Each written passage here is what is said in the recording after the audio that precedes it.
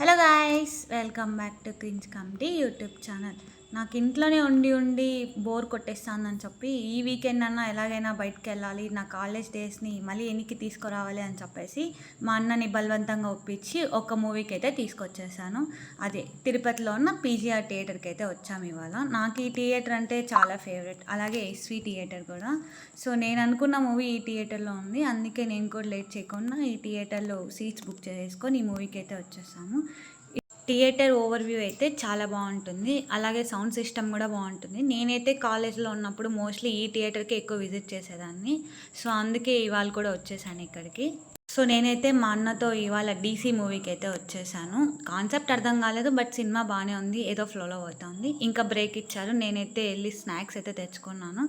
లాస్ట్లో అయితే సినిమా కొంచెం బాగుంది, ఎందుకంటే హీరోయిన్ కూడా కొద్దిగా ఫైట్ చేస్తుంది. సో అది బాగా అనిపించింది నాకైతే. అట్లా సినిమా అయితే ఓకే అనిపించింది. దీని తర్వాత నేను డీమార్ట్కి వెళ్ళి కొన్ని స్నాక్స్ అయితే కొనుక్కున్నాను.